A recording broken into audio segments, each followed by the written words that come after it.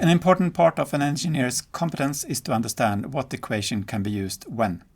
In the January exam of 2023 in the course Mass Transfer in Environmental Engineering, I thus gave the students the following 5 equations and asked them to explain to which of these 5 situations, if any, they apply. The 5 situations were: A. Diffusion of chrome atoms in a solid steel alloy. B. Diffusion of carbon dioxide in bloodstream. C. Diffusion of bovine serum albumin, a large protein, in a liquid stream. D. Diffusion of carbon dioxide in Earth's atmosphere. E. Mass transfer rate from contaminated pipe walls when the heat transfer rate is known when pure hot liquid water flows through the pipe.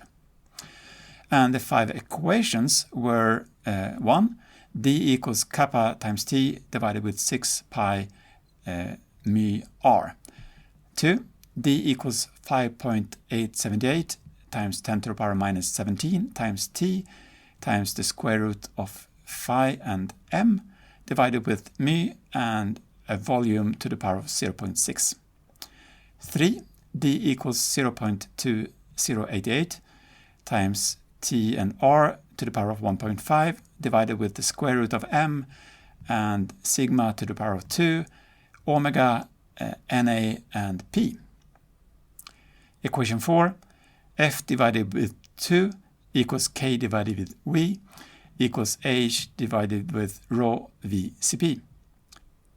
And finally, equation 5, JD equals JH equals F divided with 2, where JD and JH are then defined using Stanton number for mass and heat respectively.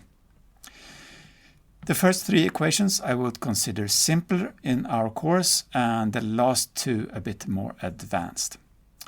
Equation 1 is diffusivity of large molecules in liquids, applicable for situation C and possibly E if the molecule is large.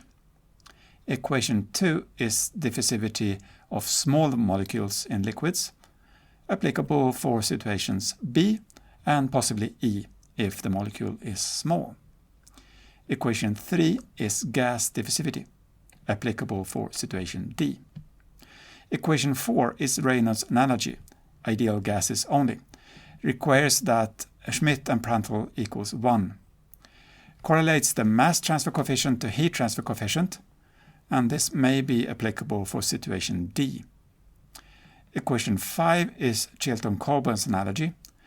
It correlates the mass transfer coefficient to heat transfer coefficient, and it may be applicable for situations B, C, D, and E. Thus, none of these 5 equations are applicable for diffusion solids, situation A, while for some situations more than one equation may be applicable.